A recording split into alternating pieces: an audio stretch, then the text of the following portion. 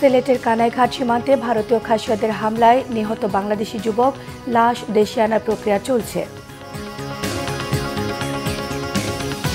পরিষ্কার করায় প্রাণ ফিরেছে গোপালগঞ্জের গিমাডাঙ্গা টুঙ্গিপাড়া খালে প্রবাহিত হচ্ছে স্বচ্ছ পানি, ব্যবহার করা হচ্ছে সব কাজেই।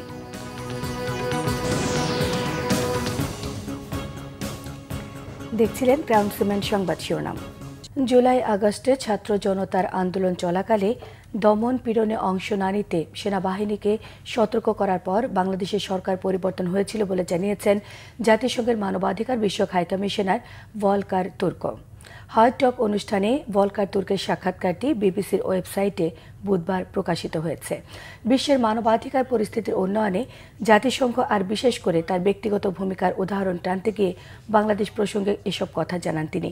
বলেছেন, ছাত্র জনতার বিক্ষোভ দমনে সেনাবাহিনীকে ব্যবহার করলে বাংলাদেশের শান্তিরক্ষীদের প্রত্যাহারের হুমকি দেওয়া হয়েছিল, যার ধারাবাহিকতায় শেখ হাসিনার সরকারের পতন সুনিশ্চিত হয়েছিল বলে দাবি জানিয়েছেন জাতিসংঘের মানবাধিকার বিষয়ক হাইকমিশনার। আরও জানান, ডক্টর ইউনূস অন্তর্বর্তী সরকারের প্রধান উপদেষ্টার দায়িত্ব নেওয়ার পর তাৎক্ষণিকভাবে তথ্য অনুসন্ধানী দল পাঠিয়ে তদন্তের অনুরোধ জানিয়েছিলেন, যে অনুরোধ সাড়া দিয়ে তদন্ত প্রতিবেদন তৈরি করেছে জাতিসংঘ।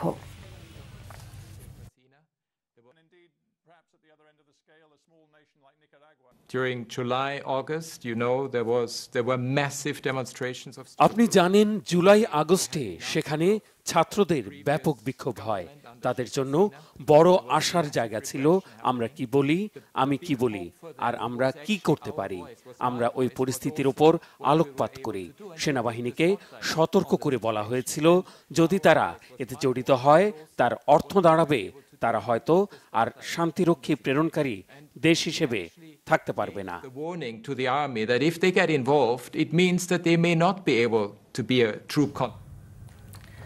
জুলাই গণ অভ্যুত্থানে জাতিসংঘ তদন্ত দলের প্রতিবেদনের মধ্য দিয়ে স্বৈরশাসক শেখ হাসিনা এবং তার সরকারি গণহত্যা এবং মানবাধিকার লঙ্ঘনের আন্তর্জাতিক স্বীকৃতি প্রতিষ্ঠিত হয়েছে বলে মনে করছে বিশ্লেষকরা।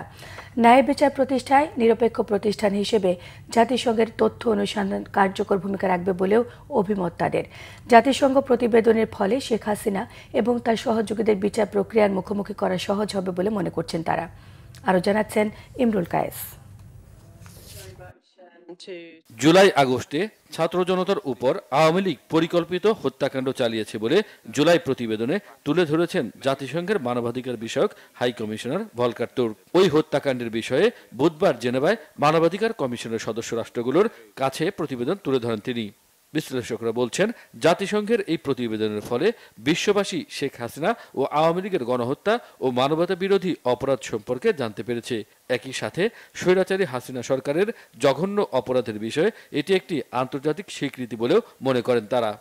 আন্তর্জাতিক পরিসরে জাতিসংঘের বিভিন্ন সদস্য এবং বিভিন্ন সদস্য দেশগুলোতে অবস্থানরত সক্রিয় নাগরিকদের সামনে কিন্তু বাংলাদেশে অপরাধ সংগঠনের বিষয়টি মোটামুটি একটু পাকাপোক্তভাবেই প্রতিষ্ঠিত হয়ে গেল। এখানে যে মানবাধিকার লঙ্ঘিত হয়েছে সেটা জাতিসংঘের রিপোর্টের মাধ্যমে সকলে জানতে পারে, এবং জাতিসংঘ যেহেতু একটি সর্বমহলে স্বীকৃত এবং গ্রহণযোগ্য প্রতিষ্ঠান, তাদের যে রিপোর্ট সেটা অবশ্যই যেটা বাংলাদেশের জনগণের পক্ষ থেকে বলা হচ্ছিল বা বাংলাদেশের যারা স্টেক হোল্ডার যারা বলতেছিলেন, এখন আন্তর্জাতিক সম্প্রদায় সঠিকভাবে বুঝতে পারবে যে এখানে কি ধরনের অবস্থা হয়েছে। জাতিসংঘের তদন্ত প্রতিবেদন শেখ হাসিনার মানবতা বিরোধী অপরাধের বিচারে দালিলিক প্রমাণ হিসেবে কাজে লাগবে বলে অভিমত তাদের। এইটা বাংলাদেশে যে মানবাধিকার লঙ্ঘিত হয়েছে এবং এটার যে বিচার করা প্রয়োজন, এটার একটা আন্তর্জাতিক স্বীকৃতি পাওয়ার ক্ষেত্রে একটা গুরুত্বপূর্ণ বিষয় হিসেবে থাকবে। দেশের অভ্যন্তরে ন্যায় বিচার প্রতিষ্ঠার ক্ষেত্রে সহায়তা করবে। বিগত সরকার বা ফ্যাসিস্ট সরকার বা আওয়ামী লীগ সরকার বা শেখ হাসিনার দ্বারা সংগঠিত যে অপরাধগুলো, সেই অপরাধগুলোর মাত্রা কীরকম এবং সেই অপরাধগুলোকে কীরকম বিচারিক প্রক্রিয়ার মধ্যে দিয়ে বিচার প্রক্রিয়ার অংশগ্রহণ করা যায় সেটিও কিন্তু মোটামুটি পাকাপোক্ত হয়েছে। স্বৈরশাসক শেখ হাসিনা সহ তার সহযোগীদের দেশে ফিরিয়ে আনার ক্ষেত্রেও এই প্রতিবেদন ইতিবাচক ভূমিকা রাখবে বলে বিশ্বাস বিশ্লেষকদের। ইমরুল কায়েস, বাংলা ভিশন, ঢাকা। বিএনপির ভারপ্রাপ্ত চেয়ারম্যান তারেক রহমানের ১৯তম কারাবন্দী দিবস আজ। ২০০৭ সালের ৭ মার্চ ভোরে বিনা ওয়ারেন্টে তাকে ঢাকার বাসভবন থেকে আটক করা হয়। পরবর্তীতে তার নামে 13টি মিথ্যে এবং ষড়যন্ত্রমূলক মামলা দেওয়ার পাশাপাশি 1974 সালে বিশেষ ক্ষমতা আইনে ডিটেনশন দেওয়া হয়।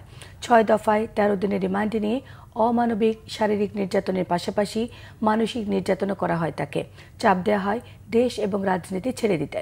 দেশ এবং দেশের জনগণের কথা চিন্তা করে কুশীলবদের কোনো প্রস্তাবেই রাজি নন তিনি। সে বছরেই 28 নভেম্বর আদালতের কাঠগড়ায় দাঁড়িয়ে বিচারকের অনুমতি নিয়েই তারেক রহমান তার উপর করা অমানবিক নির্যাতনের বিবরণ তুলে জানান। তার শারীরিক অবস্থার অবনতি হতে থাকলে তার মুক্তির দাবিতে শুরু হয় আন্দোলন।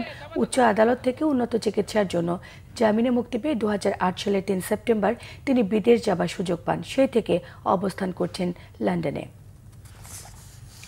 নির্বাচন কমিশন যদি ঠিকভাবে কাজ করে তাহলে ডিসেম্বর নয়, জুন জুলাইয়েই জাতীয় নির্বাচন সম্ভব। এটি নিয়ে গড়িমসি করলে অন্তর্বর্তীকালীন সরকারের প্রতি জনগণের অনাস্থা তৈরি হবে বলে মন্তব্য করেছেন বিএনপির সিনিয়র যুগ্ম মহাসচিব রুহুল কবির রিজভী।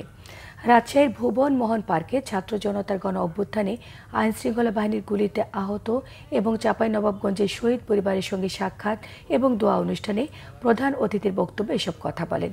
জাতীয় নির্বাচনের আগে অন্য কোনো নির্বাচন নয় বলেও জানিয়েছেন তিনি। এ সময় বিগত শেখ হাসিনা সরকার ভারতের নানা কাজের সমালোচনা করেন বিএনপির এই নেতা। অভিযোগ করেন শেখ হাসিনার হাত দিয়ে বাংলাদেশকে তাবেদার রাষ্ট্রে পরিণত করেছিল ভারত। পরে জুলাই আগস্ট গণ অভ্যুত্থানে আহত নিহতদের পরিবারকে আর্থিক অনুদান দেয়া হয়।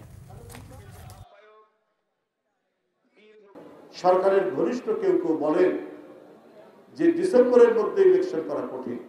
কেন এটা কঠিন হবে? নির্বাচন কমিশন যদি সঠিকভাবে কাজ করে তাহলে ডিসেম্বরের মধ্যে, ডিসেম্বর কেন, আপনার জুনের মধ্যে নির্বাচন করা সম্ভব। আর এইটা নিয়ে গড়িমসি করা হলে জনগণের মধ্যে তো সন্দেহ জাগবে এই অন্তর্বর্তীকালীন সরকারের কাছে প্রতি। ভারত হচ্ছে শেখ হাসিনার দোসরদের বাগান বাড়িতে পরিণত হয়েছে। এটার কারণ হচ্ছে হাসিনার মাধ্যমে তারা বাংলাদেশকে তাবেদার রাষ্ট্র বানাতে চেয়েছিল। ভারত যা মনে করত হাসিনার মাধ্যমে সেটা করত, আর হাসিনা তার ক্ষমতা টিকিয়ে রাখার জন্য ভারত যা চাইতো তাই দিয়ে দিত। সিলেটের কানাইঘাট সীমান্তে ভারতের অভ্যন্তরে বাংলাদেশি এক যুবককে হত্যা করা হয়েছে। স্থানীয়রা জানান খাসিয়াদের হামলায় মারা যান শাহেদ মিয়া। শুক্রবার ভোরে সীমান্ত পেরিয়ে ভারতে ঢোকেন শাহেদ, সেখানে ভারতীয় খাসিয়ারা তাকে হত্যা করে। বিষয়টি বিজিবি ভারতীয় সীমান্তরক্ষী বাহিনী বিএসএফকে জানালে তার মরদেহের ছবি পাঠায় তারা, যা দেখে শাহেদ মিয়ার পরিবার শনাক্ত করে। বিজিবি জানায় শাহেদের মরদেহ ফেরত আনার জন্য পদক্ষেপ গ্রহণ করা হয়েছে। এই ঘটনায় জড়িত ভারতীয় খাসিয়াদের বিরুদ্ধে আইনগত ব্যবস্থা নেওয়ার কথা জানিয়েছে বিএসএফ। কচুরিপানা এবং ময়লা আবর্জনা পরিষ্কার করায় প্রাণ ফিরেছে গোপালগঞ্জের টুঙ্গিপাড়া পৌরসভার গিমাডাঙ্গা টুঙ্গিপাড়া খালে। এখন প্রবাহিত হচ্ছে স্বচ্ছ পানি। ওজো, গোসল সহ সব কাজে এই খালের পানি ব্যবহার করতে পারছেন খালপাড়ের 5,000-এরও গ্রামবাসী। গোপালগঞ্জ প্রতিনিধি মনোজ শাহর তথ্য ছবি নিয়ে থাকছে রিপোর্ট। গিমাডাঙ্গা টুঙ্গিপাড়া খালটির সাথে বাঘিয়ার নদীর সংযোগ রয়েছে। নদী থেকে কচুরিপানা ও আবর্জনা খালে প্রবেশ করায় ব্যবহারের অনুপযোগী হয়ে পড়েছিল খালের পানি। ফলে পাটগাতি, টুঙ্গিপাড়া, পাঁচকাহনিয়া, গিমাডাঙ্গা ও কাজীপাড়া গ্রামের হাজার হাজার মানুষ পানির অভাবে ছিল দুর্ভোগে। টুঙ্গিপাড়া পৌরসভার প্রশাসক মোহাম্মদ মইনুল হক দুর্ভোগের কথা জানতে পেরে খাল পরিষ্কারের উদ্যোগ নেন। এই ঘটনায় সন্তুষ্টি প্রকাশ করেছে এলাকাবাসী। খালটা অপরিষ্কার থাকার কারণে আমাদের এই পানি পচা এবং দুর্গন্ধ, লোকজন চলাফেরাও করতে পারতো না, এবং এখন এই পরিষ্কার করার কারণে এই পানিটা আমরা ব্যবহার করতে পারতেছি। খাল পরিষ্কার হতে অজু করতে সুবিধা হচ্ছে, আরও দল বেঁধে আমরা গোসল করতে পারতেছি। আমাদের জন্য খুব কষ্টকর ছিল।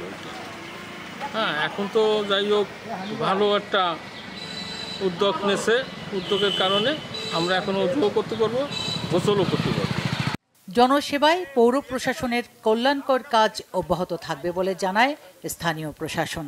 এটা দীর্ঘদিন ধরে কচুরিপনার কারণে পরিত্যক্ত অবস্থায় ছিল, জনসাধারণ এই খালের পানি ব্যবহার করতে পারতো না। তো রমজান উপলক্ষে আমরা টুঙ্গিপাড়া পৌরসভার উদ্যোগে এই দীর্ঘ 2 কিলোমিটার খালের কচুরিপানা অপসারণের কার্যক্রম হাতে নিয়েছি। আমরা 2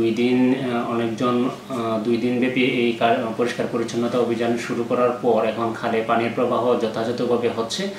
জনগণের সেবায় স্থানীয় প্রশাসন শক্তিশালী ভূমিকা রাখবে, এটাই প্রত্যাশা এলাকাবাসীর। Bangla vision news desk. খাগড়াছড়ির মাটিরাঙ্গায় মাদকের টাকা না পেয়ে বাবা মাকে কুপিয়ে জখম করার অভিযোগ উঠেছে নেশাগ্রস্ত ছেলের বিরুদ্ধে। আটক করা হয়েছে মাদকাসক্ত ছেলে আবুল কালাম আজাদকে। মাটিরাঙ্গার বেলছড়ির ক্যাম্প টিলা এলাকায় গতরাতে এই ঘটনা ঘটে। পুলিশ জানায় আশঙ্কাজনক অবস্থায় বাবা আব্দুর রহিম, মা আমিনা বেগমকে উদ্ধার করে চট্টগ্রাম মেডিকেল কলেজ হাসপাতালে পাঠানো হয়। স্থানীয়রা জানায় গতরাতে মাদকাসক্ত আবুল কালাম আজাদ বাড়িতে ফিরে নেশার টাকার জন্য বাবা মাকে চাপ দেয়। টাকা দিতে রাজি না হলে ক্ষিপ্ত হয়ে সে ধারালো দা দিয়ে এলোপাতাড়ি কুপিয়ে বাবা মাকে গুরুতর জখম করে। পরে স্থানীয়রা তাদের গুরুতর অবস্থা উদ্ধার করে স্থানীয় হাসপাতালে নিয়ে যায়। এবার রোজা নিত্যপণ্যের দাম বেশ স্বাভাবিক। স্বল্প দামেই মিলছে ডিম, মুরগি এবং সব ধরনের শাকসবজি। সরবরাহ বাড়ায় স্বস্তি মিলছে ভোজ্য তেলের বাজারেও। তবে আরও বেড়েছে চালের দাম। সপ্তাহের ব্যবধানে মিনিকেট এবং মোটা চালের দাম বেড়েছে কেজিতে 4 থেকে 5 টাকা পর্যন্ত। রমজানকে কেন্দ্র করে অস্বাভাবিক লেবুর দর। প্রতি হালি লেবু বিক্রি হচ্ছে 60 থেকে 80 টাকায়। রিপোর্ট করছেন শুভ মাহফুজ। কৃষকের আমন ধান ঘরে উঠেছে বহু আগেই, কিন্তু এর কোনো প্রভাবই পড়েনি চালের বাজারে। সিজনে দাম নামার কথা থাকলেও উল্টো বেড়েছে সব ধরনের চালের দাম। আগের বাড়তি দামের সাথে আবারও বেড়েছে কেজিতে 4 থেকে 5 টাকা। আটার চলে 50 টাকা 100 টাকা বাড়ছে, এখন বাড়ার কথা না, কারণ রমজান মাস, মানুষের খানাপিনা কমায় দিছে, বেচা কিনা নেই, আমরা বসে রয়েছি, কোনো বেচা কিনা নেই। কিন্তু কেন দাম বাড়ে এই জিনিসটা তো আমাদের বোধগম্য না, কারণ আমরাও বুঝি না, এখন বাড়ার কথাই না, এখন কোনো যুক্তিতেই বাড়ার কথা না। 82 টাকা কিনা কিনতে আরও 100 টাকা খরচ আছে, 84 টাকা, তাহলে আমরা বিক্রি করতে হবো 85 টাকা। আর আমাদের থেকে যারা নেব তারা ব্যস্ত হইব ধরেন আরও 1-2 টাকা বেশি। এদিকে গত কয়েকবারের তুলনায় এবারে রোজায় বেশিরভাগ পণ্যের দামই স্বাভাবিক। ডিম, মুরগির পাশাপাশি ভোক্তারা স্বল্প মূল্যে পাচ্ছেন সব ধরনের সবজি। টমেটো 20 টাকা কেজি, 20 টাকা 30 টাকা কেজি, শসা 40 টাকা 30 টাকা কেজি, আলু 20 টাকা, পেঁয়াজ 30, আমরা মরিচ 40 টাকা, গাজর 20 টাকা কেজি। মুরগির দাম সোনালী যেটা ওটা চলে 260 টাকা, আর দেশি যেটা এটা 650 টাকা। দাম কমছে 120 টাকা ডজন লাল ডিম, আর সাদা মুরগির ডিম আছে 110 টাকা ডজন। হাঁসির ডিম 240 টাকা ডজন ছিল, ওটা ওখানে 180 টাকা ডজন হয়েছে। তবে অস্বাভাবিক লেবুর দাম। প্রতি হালি লেবু কিনতে 80 টাকা পর্যন্ত গুনতে হচ্ছে ক্রেতাদের। রোজায় ক্রেতা কম হলেও কিছুটা ঊর্ধ্বমুখী মাছের দামও। যেখানে 70 টাকা ডজন নিতাম আমার থেকে, সেখানে হালি চাচ্ছে 70 টাকা। কি একটা পরিস্থিতি, মানে সব থেকে বাজারে এখন দেখতেছি যে লেবুর দামটাই খুব আকাশ ছোঁয়া দাম। পাইকারি কিনারও লাগে 20 টাকা পিস, ওইটা ব্যস্ত আছে, আমরা 20 টাকা পিসে ব্যস্ত আছি। তারপরে তো খাওয়া লাগবে মাছ, মাছের ভাতে বাঙালি হলে তো মাছ কিনে খাওয়াই লাগবে, যার যেরকম সামর্থ্য ওইভাবে কেনা হচ্ছে, এই আর কি। রমজান উপলক্ষে অনেক একটু বেশি, পাবদা মাছ 300 টাকা 350 টাকা, এখন বর্তমানে 400 টাকা নিতে আছে। অন্যদিকে সরবরাহ বাড়া স্বস্তি মিলছে ভোজ্য তেলের বাজারে। গত সপ্তাহের তুলনায় দামও কমেছে লিটার প্রতি 8 থেকে 10 টাকা পর্যন্ত। দাম হচ্ছে আপনার 870 থেকে 850-এর মধ্যে এটা পাওয়া যাচ্ছে, যেটা লাস্ট উইকে ছিল আপনার 900, 920, 30 এমন ছিল। সে তুলনায় মানে তেলের দামটা একটু কমে 20-30 টাকা কমছে আর কি। তেল বেশি নেওয়ার মতো কাস্টমার নাই, সেই জন্য তেল যেরকম আসতেছে ওই হিসাবে মার্কেট এখন অ্যাভেলেবেল আছে আর কি। নিত্যপণ্যের বাজার স্থিতিশীল রাখতে সরকারকে তদারকি আরও বাড়ানোর দাবি সাধারণ মানুষের। শুভ মাহফুজ, বাংলা ভিশন, ঢাকা। দেশের বিভিন্ন জায়গার আরও কিছু খবর নিয়ে এখন থাকছে একটি desk report. BNP chairperson Begum Khaleda জিয়ার রোগমুক্তি ও শহীদ রাষ্ট্রপতি জিয়াউর রহমানের আত্মার মাগফিরাত কামনায় গাইবান্ধার দুস্থদের মাঝে ইফতার সামগ্রী বিতরণ করেছে জেলা ছাত্রদল। বিএনপি জেলা কার্যালয়ের সামনে কর্মসূচির উদ্বোধন করেন জেলা ছাত্রদলের সভাপতি খন্দকার জাকারিয়া আলম জি। খাগড়াছড়িতে আন্তর্জাতিক নারী দিবসকে ঘিরে মানববন্ধন ও সংবাদ সম্মেলন হয়েছে। জেলা প্রেস ক্লাবের সম্মেলন কক্ষে বক্তারা জাতি, ধর্ম, বর্ণ, শ্রেণী, বয়স নির্বিশেষে সকল নারীর জন্য সম্মান ও মর্যাদা দেওয়ার আহ্বান জানান। জাতীয়তাবাদী স্বেচ্ছাসেবক দলের কেন্দ্রীয় কমিটির সভাপতি এস.এম. জিলানীর বাবা আব্দুর রশিদ শেখের রুহের মাগফিরাত কামনায় ইফতার ও দোয়া মাহফিল হয়েছে গোপালগঞ্জে। টুঙ্গিপাড়া উপজেলার এতে জেলা বিএনপি নেতাকর্মীরা অংশ নেন। শর্মিলা কেয়া, বাংলা ভিশন নিউজ ডেস্ক। এই ছিল এখনকার মতো। পরের সংবাদ সন্ধ্যে 7:30টায় দেখার আমন্ত্রণ রইল। এছাড়া বাংলা ভিশন সংবাদ ও সংবাদ সংশ্লিষ্ট অনুষ্ঠান দেখতে ভিজিট করুন www.bbnews24.com, facebook.com/banglavisionnews, সাবস্ক্রাইব করুন youtube.com/banglavisionnews। সঙ্গে থাকায় ধন্যবাদ।